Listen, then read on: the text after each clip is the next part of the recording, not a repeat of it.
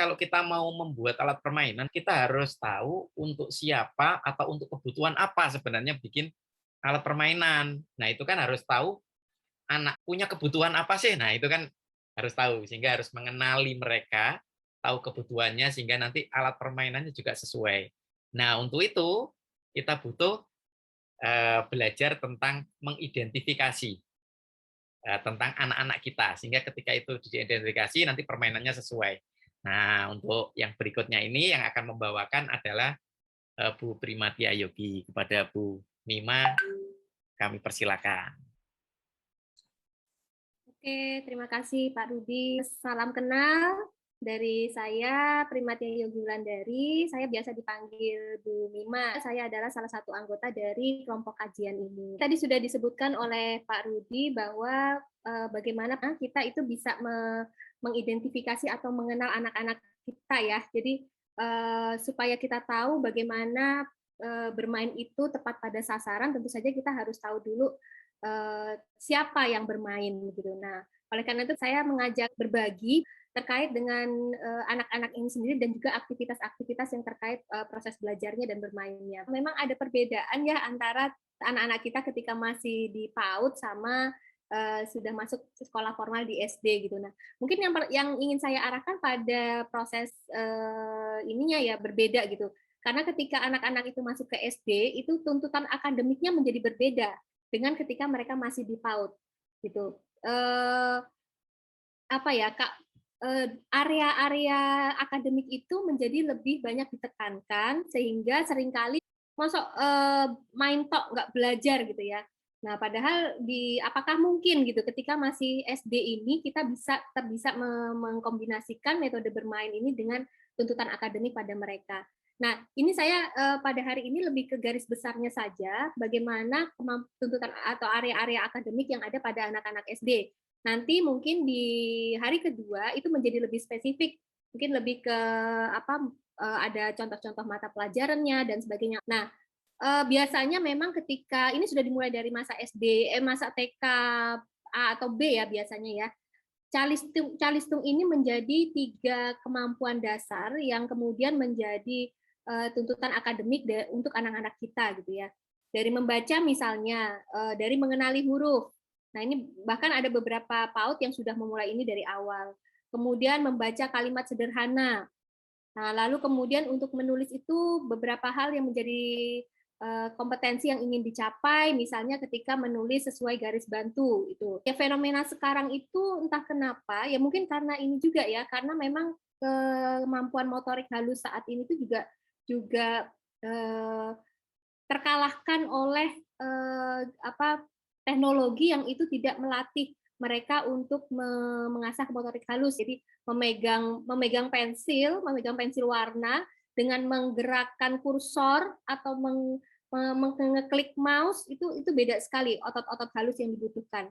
Jadi misalnya menulisnya huruf A misalnya di gadget gitu ya, mengikuti huruf A sama dengan memegang pensil ketika menulis itu akan sangat beda gitu. Lalu terkait dengan berhitung ada juga macam-macam areanya yang menjadi capaian pembelajaran pada anak-anak SD khususnya pada kelas-kelas dasar ya, kelas-kelas awal, misalnya pengenalan bangun datar dan bangun ruang yang sederhana, kemudian pengukuran benda gitu. Sehingga kerasa banget gitu bagaimana capaian pembelajaran akademik ini menjadi lebih dominan daripada ketika masih masa PAUD. Nah, banyak hal yang mempengaruhi kemampuan belajar anak, cuma nanti akan lebih ditekankan pada 2 hal gitu. Yang pertama adalah, jadi gimana cara sekarang kan kita ingin melihat ya, bagaimana cara kita untuk bisa mengoptimalkan kemampuan belajar anak pada masa SD ini ya. Jadi yang pertama adalah karakteristik perkembangan, kemudian yang kedua adalah gaya belajar. Nah, ini nanti akan kita banyak diskusikan. Terkait dengan karakteristik perkembangan, itu secara konseptual di psikologi itu adalah ciri-ciri yang ada pada satu tahapan perkembangan tersendiri gitu ya. Jadi kalau di psikologi perkembangan kita tahu bahwa manusia itu dibagi menjadi beberapa tahapan. Dari tahapan bayi, nah ini biasanya 0 sampai 2 tahun. Kemudian 2 sampai 4 tahun itu adalah 2 sampai 5 atau 6 tahun adalah masa usia dini, early childhood. Kemudian pada masa SD, anak-anak kita ini itu masuk pada masa tengah dan akhir atau middle and late childhood. Nah, setiap tahapan itu memiliki karakteristik-karakteristik yang berbeda-beda tentu saja. Bahkan misalnya anak playgroup sama anak TKB itu akan kerasa banget tuh, udah terasa kematangan perkembangannya itu udah beda gitu. Itu yang akan kita diskusikan. Yang kemudian yang kedua adalah gaya belajar. Nah, gaya belajar ini apa? Mungkin untuk ibu-ibu guru mungkin sudah ada yang pernah tahu ya. Jadi bagaimana proses anak-anak itu dalam menghadapi informasi yang didapatkan dari lingkungan. Entah itu dalam proses penyerapan informasinya, entah dalam pengelolaannya atau pengolahannya, maka itu yang disebut dengan gaya belajar gitu. Nah, masuk ke karakteristik perkembangan ya. Jadi ada fisik motorik yang tadi sempat disebutkan, kemudian ada tadi istilahnya adalah intelektual, itu sama dengan kognitif, kemudian ada sosial dan emosional gitu.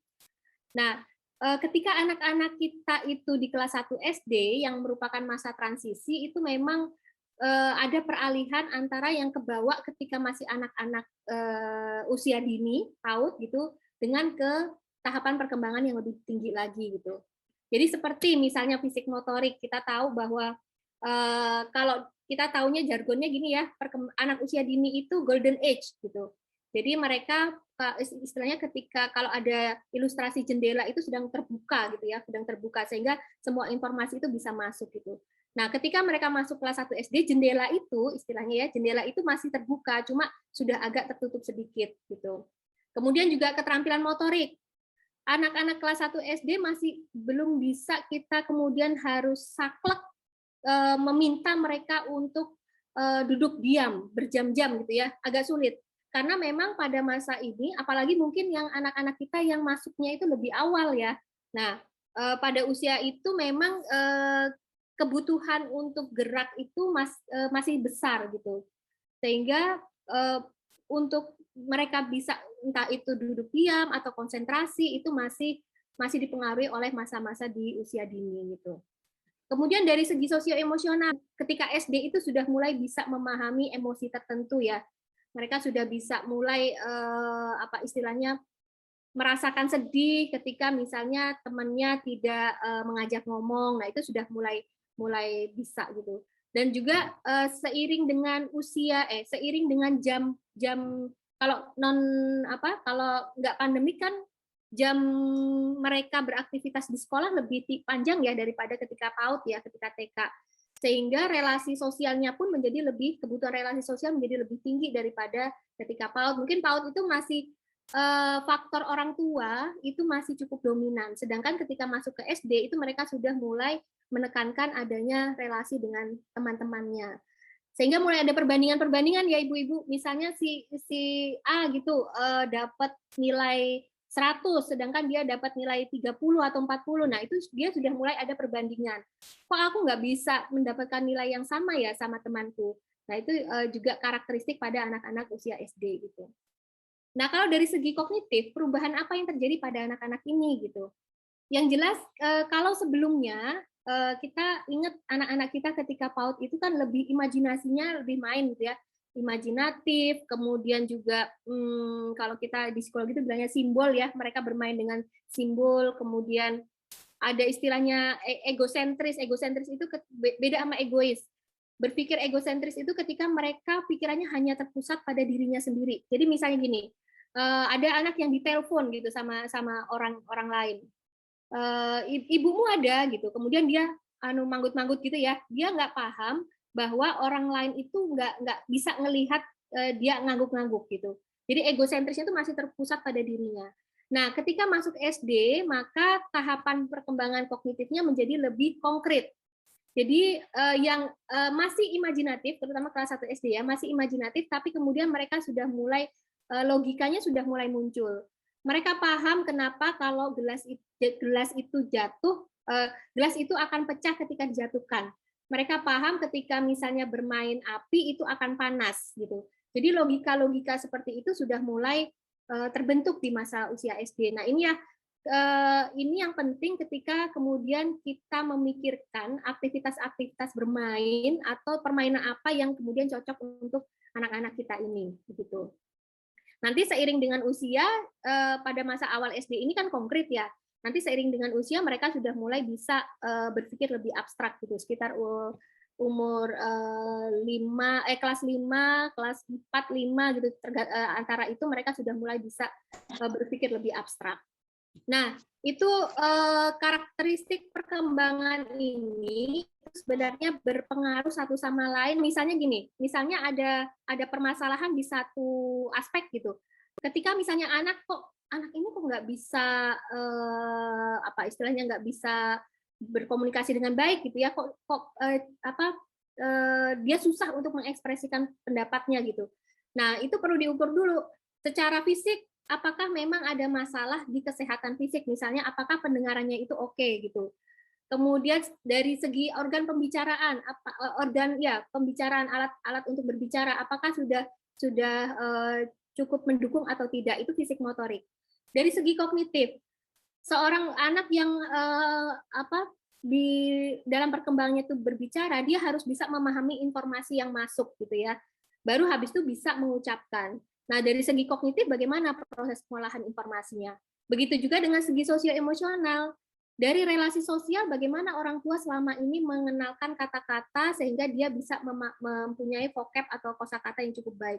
Gitu. Jadi 3 hal ini saling mempengaruhi, nggak cuma satu hal saja. Gitu. Oke, nah itu dari karakteristik perkembangan. Sekarang yang kedua, ketika kita ingin mengenal anak-anak kita, itu bisa juga dari gaya belajar mereka. Gitu ya. Kita tahu bahwa gaya belajar itu ada 3, ada visual, ada auditori, dan ada kinestetik gitu. Nah, nanti kita akan coba mengidentifikasi anak-anak kita itu masuk gaya belajar yang mana gitu. Jadi kalau yang visual jelas itu dari penglihatan ya. Jadi anak-anak ini yang lebih suka contohnya mana Nda gitu. Contohnya gimana? Coba contohin dulu. Nah, itu lebih suka melihat contoh daripada dibilangin dulu secara lisan. Kemudian mungkin kita lihat anak-anak kita itu yang ketika dia ada gambar itu lebih mudah ngingetnya daripada ketika dia dibilangin misalnya. Nah, itu juga berarti gaya belajarnya bisa masuk ke visual. Kemudian juga anak-anak ini juga ada beberapa karakternya yang dia lebih senang membaca sendiri daripada dibacakan gitu. Karena memang secara visual dia memang lebih menarik minatnya daripada hanya mendengarkan saja. Nah, kalau ada banyak sebenarnya ya, ada banyak ciri-ciri anak-anak yang memiliki gaya belajar visual ini gitu. Sehingga kalau memang kita ingin mendampingi anak-anak dengan gaya belajar visual, maka aktivitas-aktivitasnya termasuk aktivitas bermainnya kita banyak menggunakan stimulasi visual seperti gambar, seperti kartu gitu ya. Jadi yang memang itu merangsang indera penglihatannya. Nah, yang kedua auditori nih. Mungkin ada anak-anak kita itu yang justru lebih senang diceritain gitu ya, Ibu-ibu ya. Coba sih Bunda ceritain dulu ini gimana sih caranya, misalnya caranya bikin roti ini misalnya gitu. Nah, kemudian kita cerita dan dia lebih paham dengan hal itu gitu. Dan termasuk juga kalau yang auditori ini biasanya anak-anaknya itu agak susah untuk konsentrasi ketika terlalu banyak suara gitu ya. Biasanya mereka akan lebih memilih misalnya untuk belajar di kamar daripada misalnya belajar di ruang tamu yang banyak orang lalu lalang, kemudian misalnya ada yang jual roti lewat, lalu mungkin ada suara TV. Nah, anak-anak auditori itu agak karena indera pendengarannya menjadi lebih peka, maka dia juga peka terhadap hal-hal yang ada di sekitar dia gitu. Sehingga anak ini biasanya kalau kita mau identifikasi, mereka lebih senang memilih di tempat yang tenang gitu, karena mereka bisa lebih fokus dengan apa yang mereka pelajarin. Nah, yang ketiga kinestetik ini ya, mungkin sebagian besar anak-anak nggak tahu, anak-anak saya itu juga 2 orang itu juga campuran, ini bisa campur ya ibu-ibu ya, jadi nggak hanya bisa satu saja, visual saja yang dominan, auditori yang dominan atau kinestetik, tapi bisa gabungan gitu. Nah, kalau yang kinestetik ini biasanya yang kita ngelihat anak-anak ini aktif banget gitu ya, sulit untuk duduk diam, bisa berjam-jam itu sulit banget. Kemudian misalnya dia lebih senang ketika misalnya ketika guru itu menjelaskan, dia kemudian menggambar. Jadi ada aktivitas motoriknya atau dia menulis gitu. Mungkin kita juga ada mungkin di antara kita kalau kita ingat-ingat dulu ketika sekolah ya. Jadi nggak cukup hanya mendengarkan guru itu ngomong, tapi kita butuh stimulasi untuk gerakan mencatat dari apa yang diomongin oleh guru gitu. Nah, kalau yang seperti itu berarti anak-anak ini memang gaya belajarnya yang kinestetik, yang lebih banyak gerak. Nah, bedanya nanti adalah aktivitasnya tadi. Kalau yang auditori, kalau yang tadi visual kan mendengar dengan simbol, dengan kartu, gambar gitu ya. Nah, kalau auditori kita bisa gunakan misalnya musik-musik, kita bisa mendengar misalnya merekam suara kita kemudian didengarkan oleh anak atau anak yang merekam sendiri itu juga bisa. Kemudian kalau kinestetik tentu saja akan lebih membantu mereka ketika mereka melakukan aktivitas yang menggunakan gerakan atau praktek gitu ya. Ayo misalnya kita misalnya kita ini kita ambil ini yuk, ngambil daun-daun di halaman gitu ya, ambil daun-daun di halaman sambil kita hitung ya, sambil kita hitung satu daun, 1, 2, 3, dia sambil gerak gitu. Nah, dengan bergerak dia juga berlatih menghitung gitu. Jadi itu beberapa contoh terkait dengan gaya belajar. Nah, gimana cara kita tahu anak-anak ini gaya belajarnya seperti apa? Nanti saya tayangkan juga. Ada hal lain yang bisa kita lakukan, kita cermati. Karena ini adalah gaya belajar, maka ini akan sangat kelihatan kapan anak-anak ini bisa belajar dengan senang gitu ya. Kapan anak-anak itu bisa kelihatan banget tuh tekun gitu dalam mempelajari sesuatu hal, gembira gitu, gembira. Dan masa dia menghadapi informasi itu tahan lama. Jadi berlangsung dalam waktu yang lama. Misalnya seorang anak yang misalnya senang mendengarkan lagu-lagu misalnya dalam waktu yang lama, maka itu bisa jadi menjadi salah satu indikasi bahwa dia memang gaya belajar yang auditori. Tapi ada anak-anak misalnya yang senang banget gambar gitu ya, senang banget gambar. Nah, itu bisa saja indikasinya ke gaya belajar visual. Jadi kita ngelihat prosesnya. Kita bisa mengobservasi gitu tentang gaya belajar ini. Oke, nah dengan harapannya, dengan kita mengetahui dua hal, yaitu karakteristik perkembangan, baik dari segi fisik, motorik, kognitif, dan sosio-emosional, serta gaya belajar anak, maka harapannya kita bisa membantu anak-anak kita untuk mencapai atau untuk meraih capaian-capaian pembelajaran yang ada di sekolah, di SD terutama ya. Dalam hal ini mungkin terkait dengan membaca, menulis, dan berhitung gitu. Nah, sekarang kita latihan, kita coba kenali anak-anak kita gitu. Kita coba identifikasi bagaimana sih karakteristik perkembangannya dan bagaimana gaya belajarnya. Bisa dituliskan ya identifikasi anaknya, identitas anaknya, nama dan sebagainya.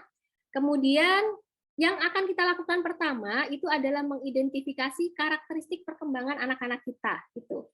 Nah, kalau kita lihat sebenarnya dalam ini saya mencoba menyederhanakan ya. Sebenarnya ada banyak sekali aspek perkembangan, tapi saya coba sederhanakan menjadi 10 poin gitu. Jadi kalau mau dilihat sebenarnya kalau nomor 1 sampai nomor 4 itu adalah aspek fisik motorik ya, mencentang atau menyilang gitu. STS itu kalau yang sangat tidak sesuai dengan anak saya, S itu sesuai dan SS itu sangat sesuai gitu. Silakan dicentang, ini bisa ditambahkan tinggi anak saya misalnya tahu tingginya silakan diisi apakah setara dengan teman-temannya atau tidak, kemudian beratnya bagaimana, sama atau tidak dengan teman-temannya gitu ya. Kemudian terkait dengan kemampuan menulis, seberapa sesuai, seberapa rapi nih anak-anak kita itu menulis. Apa kalau misalnya memang masih istilahnya masih belum bisa kebaca, mungkin kita bisa menuliskan dengan menandai di STS-nya. Tapi kalau sudah ya bisa dibaca itu bisa masuk ke S atau SS. Begitu seterusnya ya. Kalau sudah dapat totalnya ada berapa begitu. Kalau yang STS itu, jawaban STS itu dikasih nilai 1, kalau yang S itu nilainya 2, kalau SS itu 3 gitu. Jadi misalnya nih dari 10 ini STS-nya ada 3, Kemudian S-nya ada 3. Itu berarti kan 3, terus 2 kali 3, 6, tambah 3 tadi 9, terus misalnya SS-nya itu 5 ya. 5 kali 4, 20, jadi 29 begitu.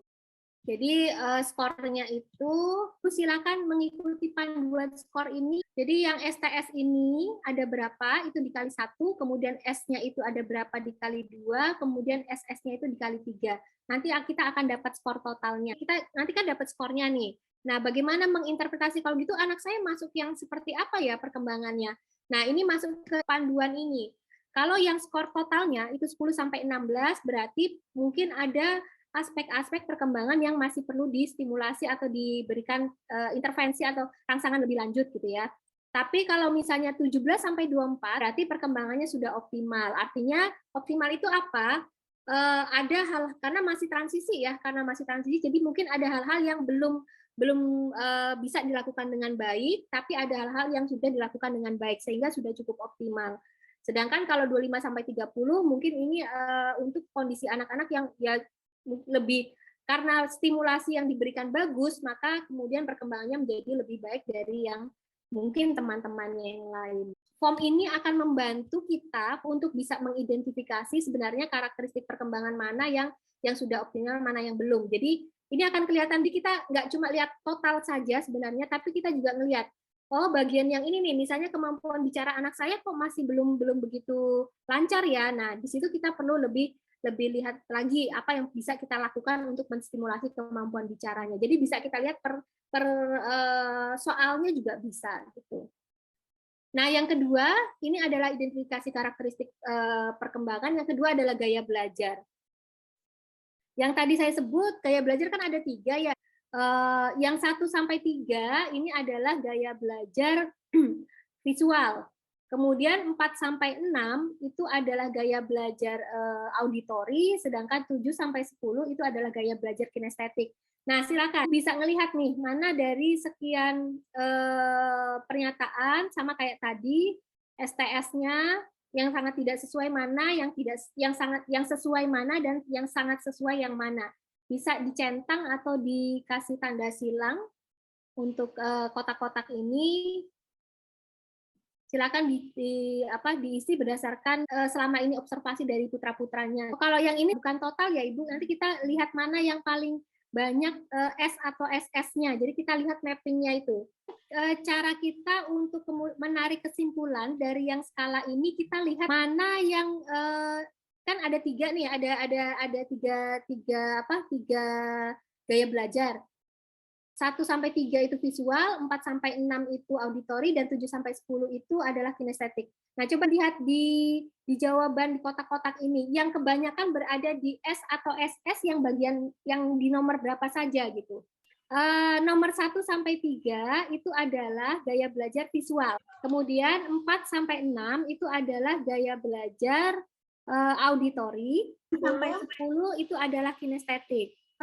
Kebanyakan skor yang masuk dalam sangat sesuai atau yang sesuai deh, biar kita ngelihatnya bisa gampang. Yang banyak jawaban SS-nya itu di angka berapa saja. Kita ngelihat jawaban yang sangat sesuainya saja. Kalau untuk anak-anak yang dominannya kinestetik, akhirnya memang stimulasi-stimulasi yang kita berikan lebih yang melibatkan gerakan.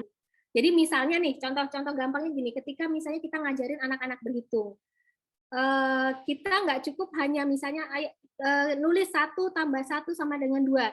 Nah, mungkin kita bisa pakai gerakan sendiri, pakai musik misalnya, Bu. Jadi kita gerakan 1 ditambah 1 gitu ya, sama dengan berapa? Jadi dia sambil bergerak juga, tangannya bergerak, kemudian misalnya sambil ngikutin lagu. Nah, yang model-model seperti itu yang bisa kita anjurkan untuk anak-anak yang kinestetik gitu, Bu.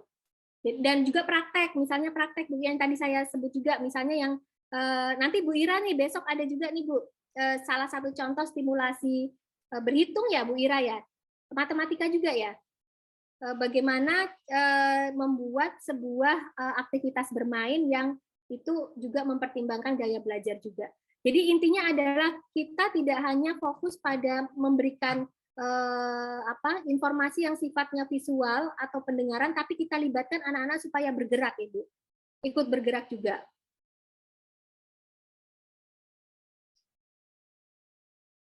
Gimana, Bu? Bu Alicia? Iya, Bu Mima, terima kasih.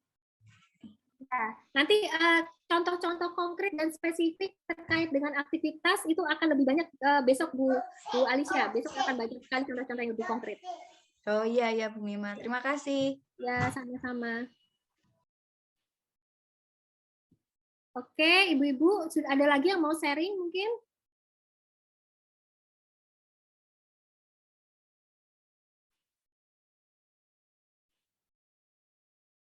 Atau mau ditanyakan terkait dengan gaya belajar ini?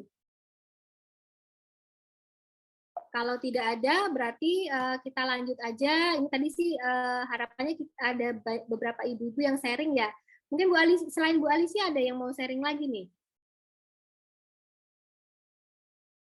Monggo, barangkali ada yang mau memastikan anaknya ini kayak apa nanti ya berdasarkan hasil pengisian kuesionernya itu tadi.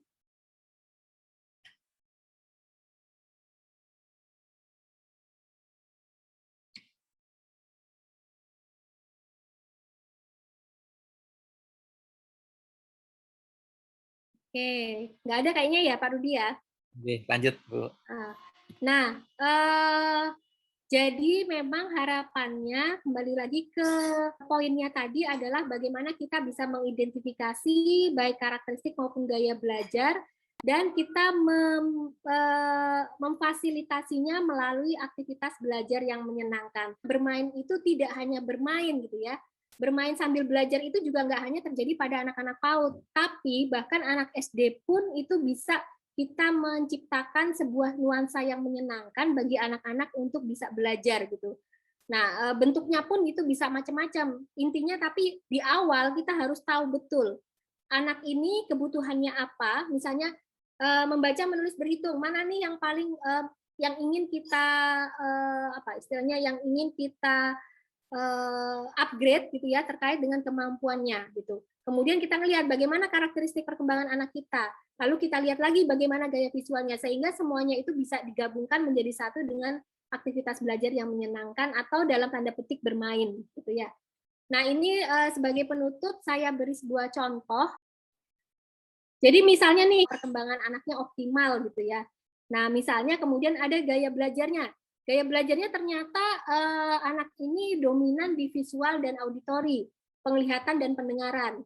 Dan kemudian kita melihat bahwa misalnya di mata pelajaran berhitung matematika, kita ingin bisa mendampingi mereka atau membuat aktivitas pembelajaran di rumah misalnya berhitung. Nah, contoh aja salah satu aktivitas belajar yang menyenangkan misalnya kertas bekas map atau kita lihat dari folio atau apa kita buat kartu. Kemudian yang misalnya satu set itu tulisannya angka dan satu set itu misalnya gambarnya jumlah benda itu kita mau ngajarin berhitung pada anak-anak. Nah, aktivitasnya bisa macam-macam, karena gaya belajarnya itu adalah visual dan auditori, maka kita pakai gambar-gambar itu sebagai visualnya, gitu ya. Aktivitasnya anak diminta misalnya mencocokkan antara kartu angka dan kartu gambar. Ketika misalnya angkanya 2, mana gambar yang harus dipilih misalnya. Nah, itu kan menggabungkan, itu adalah gaya belajar yang visual. Nah, karena dia juga ada auditorinya, maka kita juga bisa bilang, ayo adik, setelah kamu dapat angka dan kartu yang angka dan gambar yang sesuai, kamu bilang angkanya ada berapa dengan keras. Nah, itu adalah auditorinya. Jadi kita menggabungkan antara dua gaya belajar itu. Nah, kalau misalnya ternyata ada satu kinestetik lagi, bisa lagi kita variasikan itu gitu. Misalnya, oke, sudah benar ya, ini angka 1, ini gambarnya apelnya 2. Angka 2, gambar apelnya ada 2. Sekarang coba cari di rumah ini misalnya, coba ambil sendok 2 biji gitu. Tadi kan belajar 2. Nah, terus anak disuruh berlari untuk mencari sendok di dapur misalnya. Nah, itu adalah kalau misalnya ada kinestetik di dalamnya. Jadi seperti itu bayangannya ya ibu-ibu ya. Jadi kita menggabungkan antara gaya belajar yang ada pada anak-anak kita gitu. Atau misalnya kita bisa lagi variasinya, kita nggak cuma ngajarin anak untuk mengenal angka, tapi misalnya melakukan penjumlahan dan pengurangan sederhana. Jadi kartu-kartunya itu bisa aturannya beda lagi. Misalnya kartu yang 3, kita ambil kartu 3, kita ambil kartu 1, ini kalau dijumlahkan ini berapa? Kemudian dia menjawab berapa, lalu cari gambar yang sesuai. Jadi nanti bagian yang besok nih. Jadi sebenarnya dari satu permainan atau satu aktivitas itu kita bisa melakukan berbagai macam hal tergantung pada apa yang ingin kita tuju. Begitu. Oke, saya pikir cukup itu ibu-ibu semuanya. Mudah-mudahan bisa memberi sedikit pencerahan ya terkait dengan bagaimana kita mengidentifikasi anak-anak kita. Yang pertama adalah dari karakteristiknya, dan yang kedua adalah dari gaya belajarnya, sehingga kita bisa menentukan aktivitas menyenangkan apa yang dilakukan untuk memenuhi kebutuhan belajarnya. Mungkin itu yang bisa saya sharingkan. Assalamualaikum warahmatullahi wabarakatuh.